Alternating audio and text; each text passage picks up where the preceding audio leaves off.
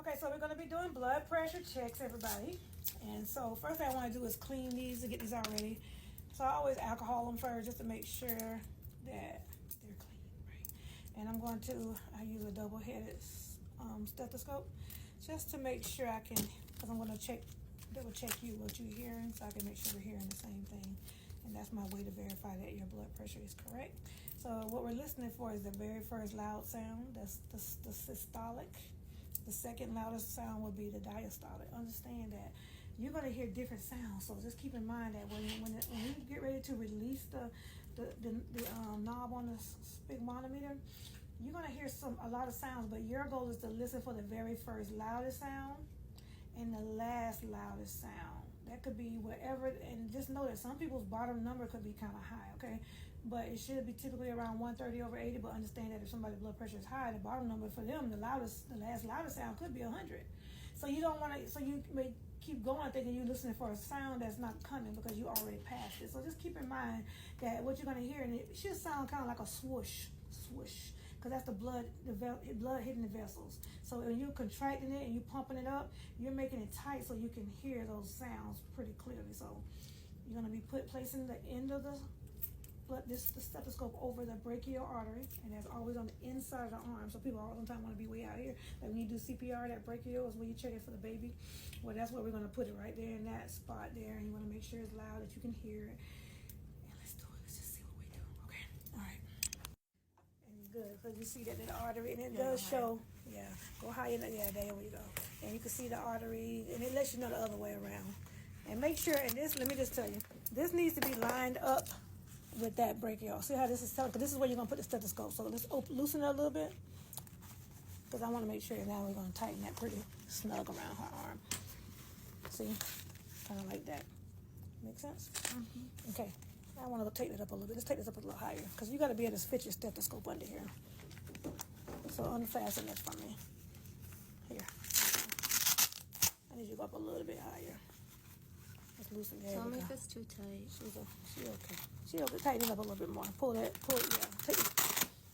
Take it. I need you to go away from it because you got to pull it tighter. There you go. Now we got to think we're good. Okay, cool. And it kind of shows you here kind of how to do it.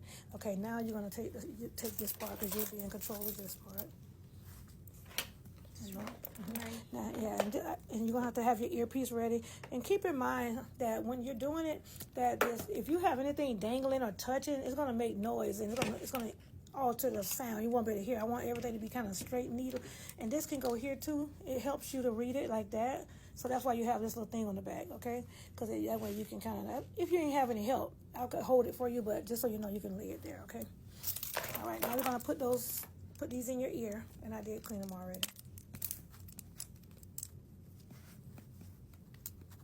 Can you hear it pretty good? Okay. And it's right here. Make sure, and this is good in your ear? Mm-hmm. Okay, so now you got one more thing to hold in your hand. Okay. So, remember she said righty-tighty, and kind of either hold it like this or here, but just don't use your thumb. Okay. And I need you to push it tight so you can be on that brachial. Okay. One thing I want you to know, I'm taking this out. You can ask the patient what's her typical blood pressure because you kind of want to know how high to go. If she doesn't know, then you just go to, up at least. You want to at least probably go to about, do you have a typical blood pressure? Okay, you don't know what it usually runs. Okay, so let's just go up to about, let's go to 180, okay? And that's a little high, but we'll just see what we can hear from the 180 mark. Did you tighten the whole? Mm-hmm. Okay, good.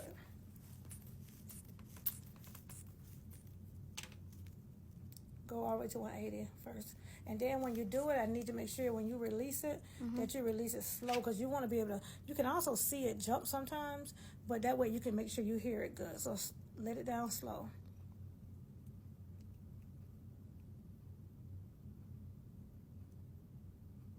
A little, yeah.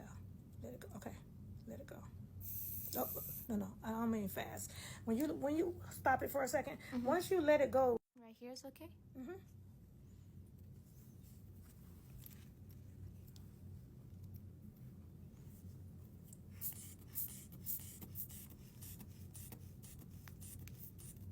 Okay.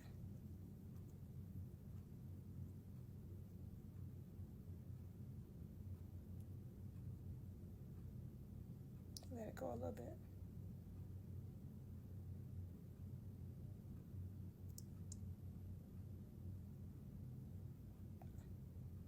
Open it a little bit more.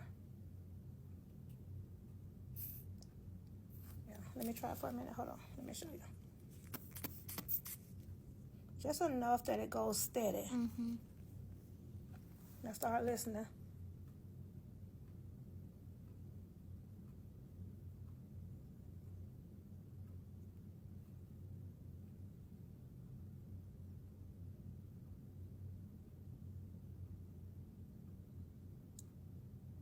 You hear it? Uh-huh.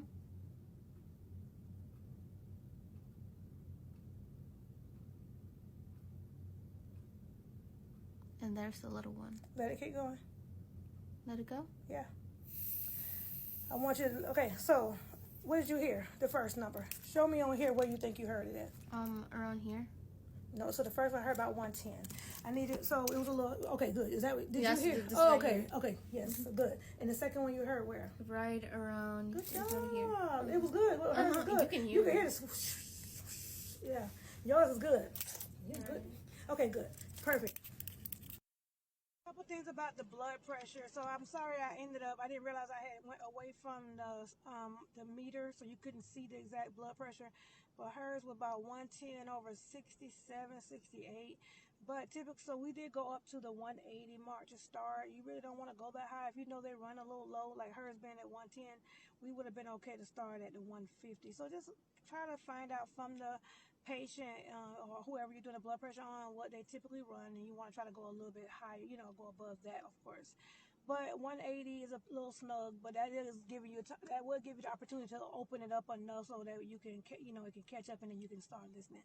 Start listening, because you're gonna hear some sounds, but I need you to just focus on the very first sound and the very last sound. That very first is the systolic pressure, and that very last loud sound is diastolic. And keep in mind also, once you get better at this, you can also see on the meter, the needle will jump a little bit more when it's around the number that it's at.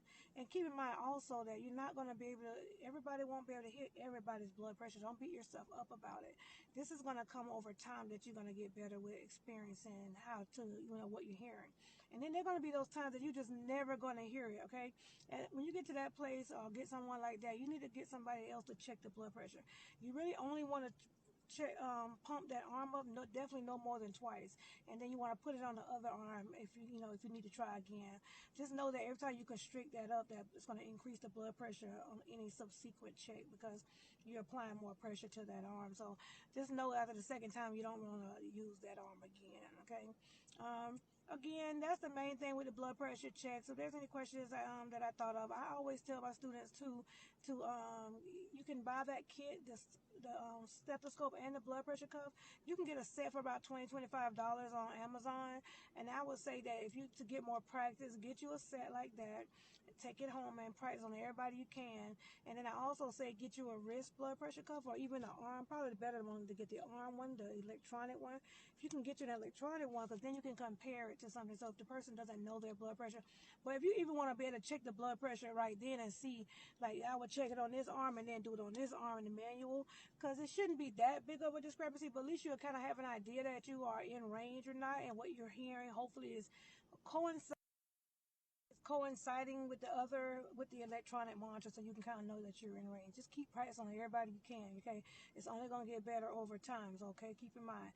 The sound that you also listening for, I want you to know that it's more of a swish, swish, because it's the blood hitting the arteries, right? So you're hearing a swish, swish.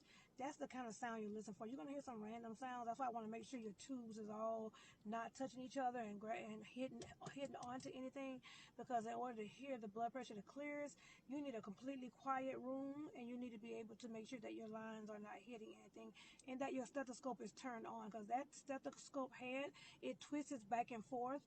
You want to make sure that you have it turned on and not off, okay? So that's another thing. So yeah, hopefully that helps you learn manual blood pressures. Keep in mind, if you are going into medical assistant training, even if you're a CNA in training or in just need a review, that the blood pressure The manual is important if somebody's blood pressure is always running high. The most accurate way to get that blood pressure is with a manual cuff. So your doctor is going to ask you to please get a manual on the person. If there's somebody that they know continues to be high or there's any kind of issue with their blood pressure, they're going to want you to do a manual blood pressure. So you definitely want to learn over time. And if you think about going into medical assistant training or CNA training, you're going to want to do that. Now, for the CNA exam, you don't have to do blood pressures. But for the medical assistant, you know, that's a really big, important role for you. So on the sphygmomanometer, which is the dial here with all the numbers, I just want you to be aware of how to read it, okay? So where it says 160 and then 180, that's 10 between. So you want to go in between 160, 170, 180. The little small lines are 2. So if it hit 162, 164, 168, 170, that's how you would read that, okay? So just keep in mind that is how you read the dial. The big dark lines are 10s and the little small ones are 2.